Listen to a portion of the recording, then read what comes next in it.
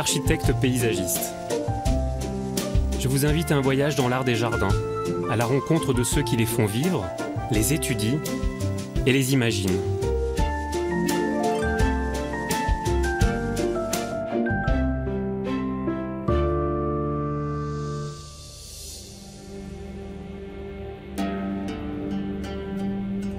Au cœur de l'Iran, Ispahan s'étend au pied du mont Carcasse.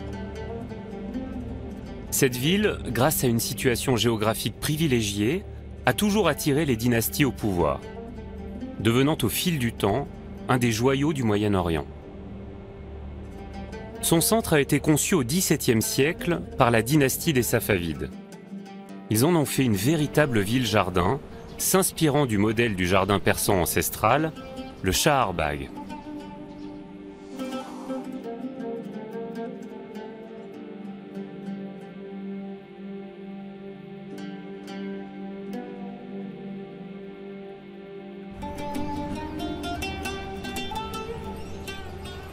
Au XVIIe siècle, l'Iran entre en lutte avec les Ottomans à la frontière ouest du pays. Dès son couronnement, en 1587, le Shah Abbas Ier abandonne Qazvin, la capitale proche de la zone de conflit, pour Ispahan, moins exposée. La ville va devenir un havre de paix. Au bord de la rivière Zayandeh, la rivière donneuse de vie, il fonde ses quartiers royaux à l'image d'un jardin paradis décrit dans le Coran.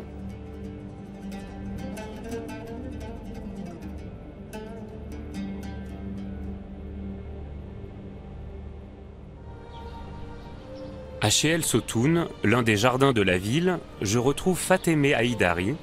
Elle est architecte paysagiste à Téhéran.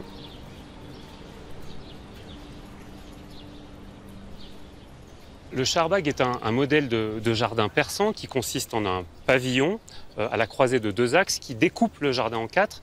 Ce modèle va essaimer partout depuis l'Iran vers le monde musulman. Il va aussi inspirer la forme de la ville. Est-ce qu'on peut dire que Cheikh Sotoun fait partie de ce modèle ? L'existence du modèle du Shaharbagh renvoie à nos croyances et à notre culture religieuse. Shaharbagh signifie 4 jardins. Le nombre 4 est un nombre sacré et le Shaharbagh est un symbole qui vient du Coran. En effet, dans le Coran, il est dit à de nombreuses reprises que dans le paradis, comme dans le jardin imaginaire, coulent 4 ruisseaux. Ces 4 ruisseaux ont donné la forme du jardin Shaharbagh qui apparaît à l'époque safavide. L'entrée du jardin est sur cet axe longitudinal et arrive sur le bassin. Nous avons donc ici un bassin qui est la représentation de l'océan cosmologique, avec l'eau comme source de vie, concept récurrent dans le Coran. Ce bassin est rempli d'une eau totalement immobile, pour servir de miroir dans lequel on peut contempler le reflet du palais. On retrouve ici la notion de reflet et d'image qui nous renvoie au jardin imaginaire.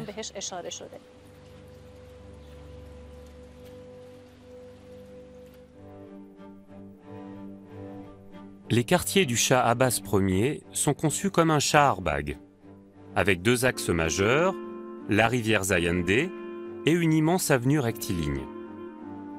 Le pont de Chios-et-Paul marque leur convergence.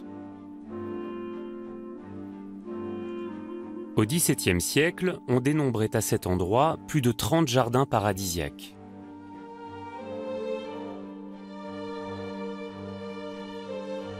Aujourd'hui, seul le double alignement d'arbres le long de l'avenue et les jardins de Eshbehesht et de Cheikh Sotoun témoignent encore du règne des Safavides.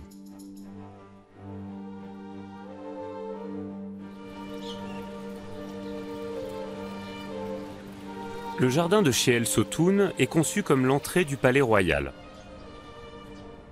Destiné aux cérémonies et à la réception d'ambassadeurs étrangers, cet ensemble mêle intimement nature et architecture.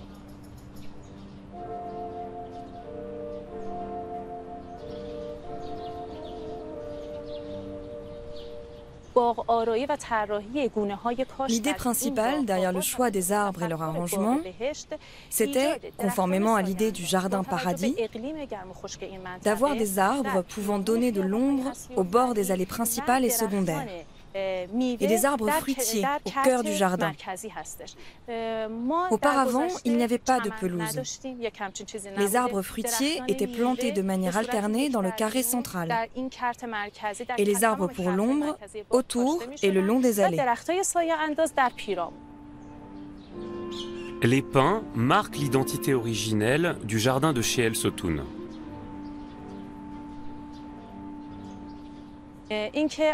L'entrée dans l'espace du jardin est progressive. Et pas à pas, on s'imprègne de l'espace. On découvre le grand jardin, puis les invités entrent dans le palais de Sheel Sotoun pour pouvoir accéder à la cour du roi.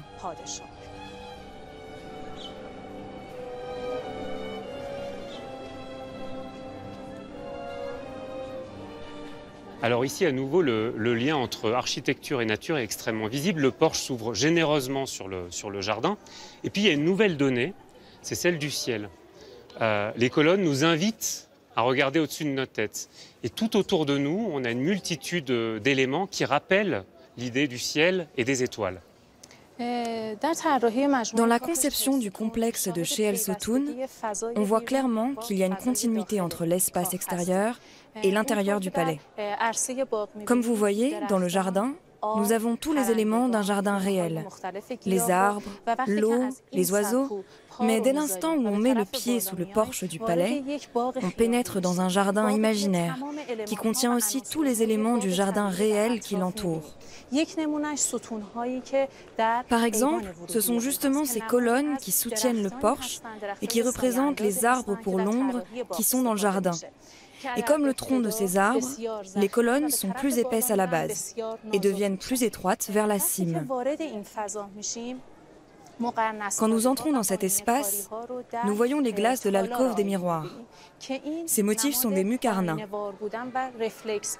En reflétant une image inversée du réel, ils nous rappellent le passage du réel à l'imaginaire et que nous sommes bien dans un jardin imaginaire.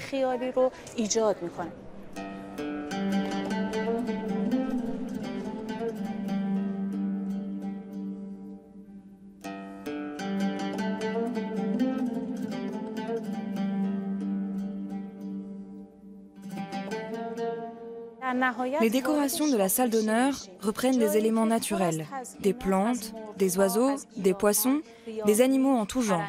Et cela évoque le jardin du paradis, qui est toujours présent à notre esprit comme un élément culturel avec lequel nous, les Iraniens, nous avons grandi.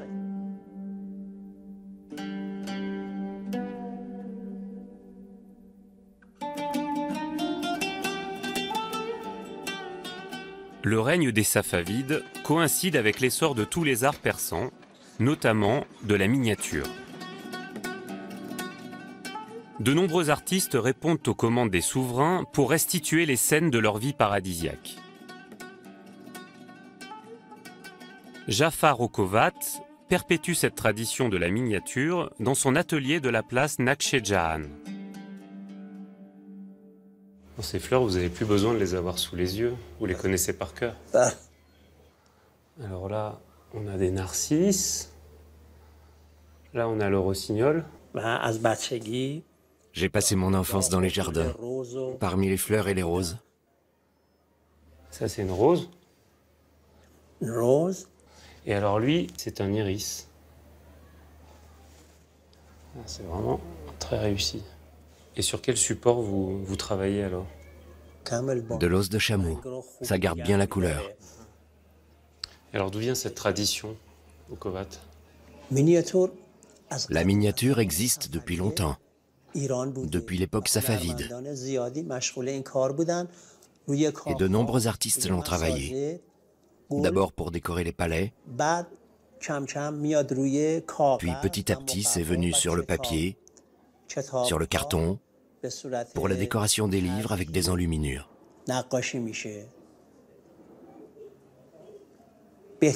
Les plus grands maîtres étaient ceux de l'époque safavide, comme Reza Abazi. Et moi, maintenant, cela fait 40 ans que je fais de la miniature. Sur du papier, sur des os de chameau.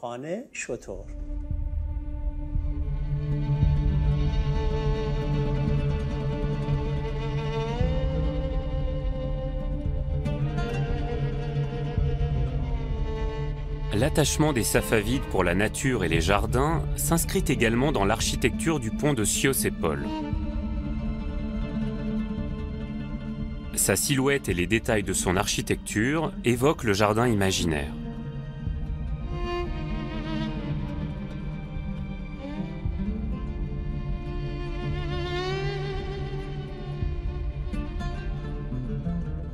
Ahmad Montazer est maître de conférence à l'Université d'art et d'architecture d'Ispahan. Monsieur Montazer, pourquoi le jardin semble être au cœur de la pensée philosophique, de la pensée architecturale et même de la pensée autour de l'artisanat en Iran? On retrouve le jardin iranien dans toutes les disciplines. Dans l'architecture, dans l'urbanisme, dans la miniature, dans la peinture, dans tous les domaines, et dans la philosophie. Voyez-vous, les philosophes d'Ispahan étaient des mystiques, c'est-à-dire qu'à la différence des autres religieux, ils accordaient une plus grande part à l'art et à la science.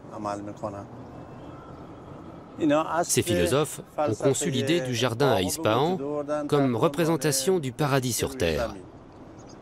Ils étaient très présents dans le gouvernement, très influents. Ils avaient donc le pouvoir de faire réaliser leurs idées. On est arrivé au point où la couverture végétale était plus importante que les espaces bâtis. C'est-à-dire que la ville d'Ispahan, lorsqu'on la regardait de loin, d'où que ce soit, était comme une forêt ou un jardin au milieu du désert, comme un paradis. Et ensuite, en pénétrant dans la ville, on découvrait les éléments architecturaux. Le pont de Chios-Épole qui est sous nos yeux se place exactement à la croisée de l'avenue de Shaharbagh et de la rivière. Est-ce qu'il participe à la composition d'ensemble du quartier du Shah Abbas Ier? Ispahan est partagé en 4 parties, par l'axe naturel de la rivière et l'axe artificiel de l'avenue Shaharbagh. Et ce partage d'Ispahan est très réussi, puisque le point central, le croisement des axes, est exactement ici, au cœur du jardin, qu'est la ville d'Ispahan. Et ce pont est l'essence de cette ville-jardin, car en passant sur le pont à travers ces arches, on peut admirer parfaitement la nature. On est au cœur de la nature. Ce pont est un élément central de Shaharbagh. On l'appelle aussi Allah Verdi Khan, qui est le nom de son bâtisseur. C'était l'une des personnes les plus proches de Shah Abbas Ier. En construisant ce pont, il pensait déjà à la ville-jardin. Et il a commencé par construire la pierre angulaire, l'élément central du complexe.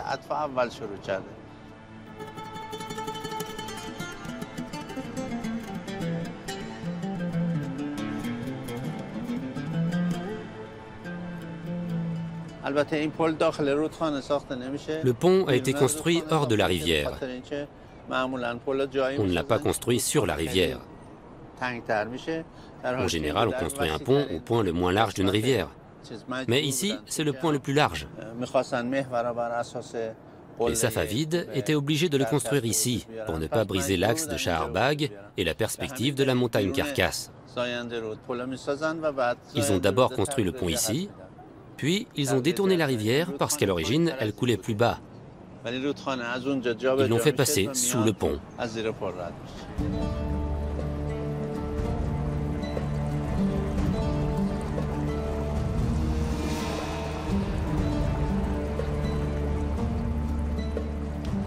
Une dizaine d'années est nécessaire pour mener à bien ce chantier colossal. Le pont, achevé en 1608, prolonge l'avenue Shaharbagh vers le sud. La rivière forme l'axe transversal de la ville, qui se dessine alors comme une réplique du plan typique du Shaharbagh.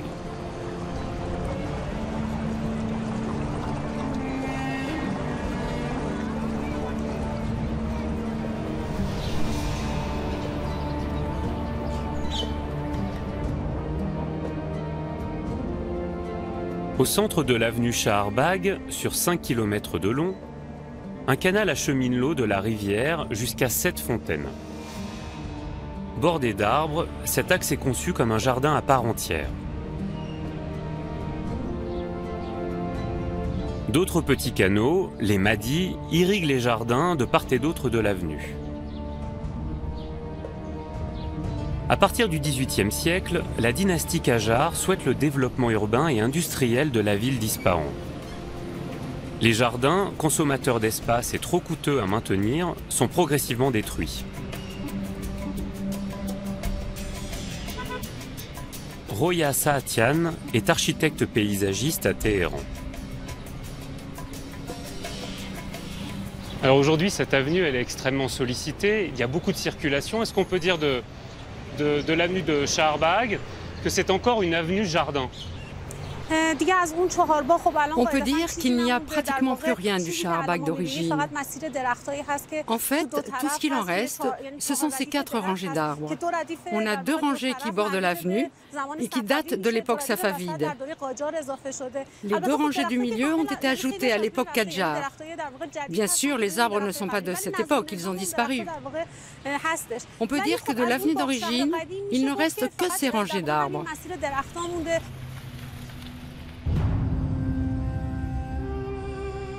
Des 30 jardins qui bordaient l'avenue au XVIIe siècle, seul le jardin de Eshbehesht a été préservé. Les Safavides y ont construit une de leurs plus belles demeures, le palais des 8 paradis. Le 8 est un nombre sacré, très important pour les musulmans. Il symbolise les 8 portes du paradis décrites dans le Coran. Il a inspiré la forme octogonale du palais.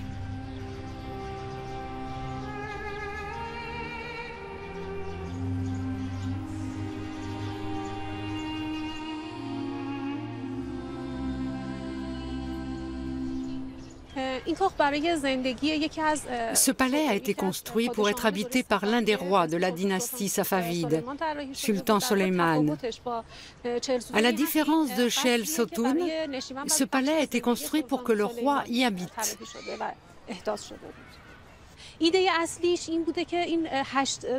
À l'origine, le bâtiment octogonal a été conçu avec 4 côtés ouverts. Il donne directement sur le jardin, à l'est et à l'ouest, vers les 2 bassins, et dans l'axe nord-sud, qui est l'axe principal du jardin.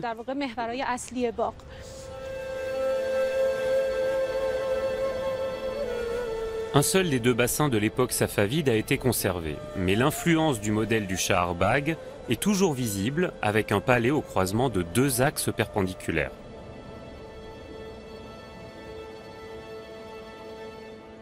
À quoi ressemblait le jardin de Eshbehesht à l'époque safavide?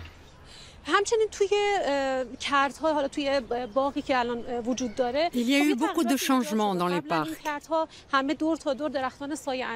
Autrefois, tout autour de ces carrés, il y avait déjà des arbres, créant de l'ombre pour les visiteurs.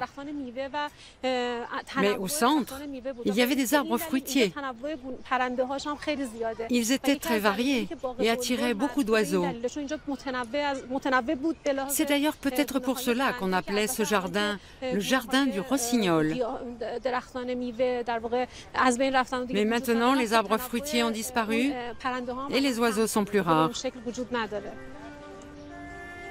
Désormais, le rossignol ne chante plus que sur les peintures murales du palais de Eshbehesht.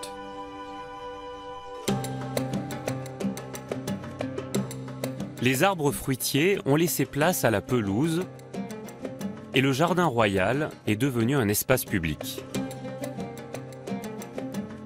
Les grands arbres offrent aux habitants d'Ispahan une ombre providentielle.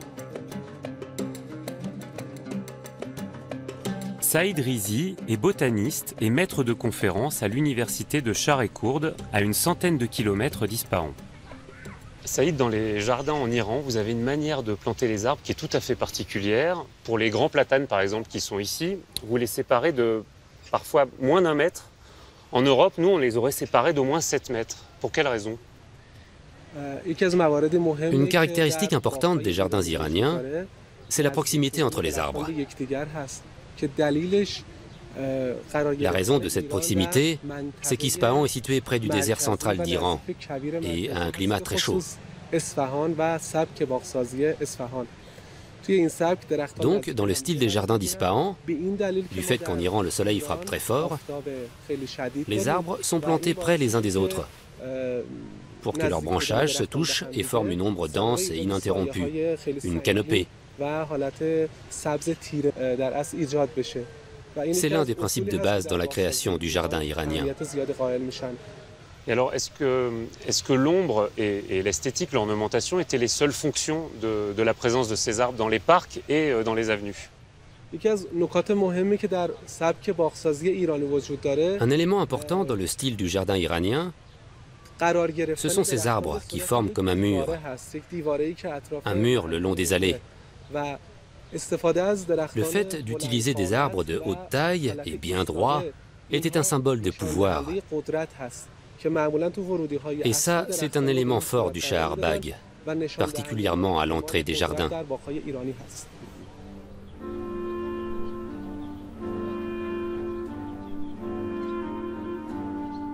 À l'époque des Safavides, les arbres qui symbolisent la puissance royale sont des espèces locales comme le peuplier, le pin, le platane ou le frêne. Il y a alors peu de contact avec les autres pays et les méthodes pour acclimater et multiplier les espèces exogènes ne sont pas maîtrisées. Plus tard, sous la dynastie Kadjar, le voyage du roi en Europe favorise l'importation de nouvelles espèces en Iran. Des arbustes, comme les églantiers ou les prunus, sont progressivement plantés.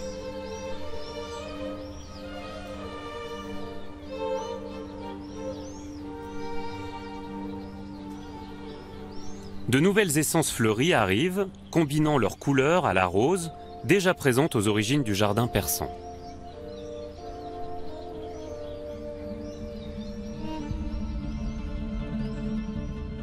Le raffinement de l'art safavide a fait la réputation des jardins d'Ispahan.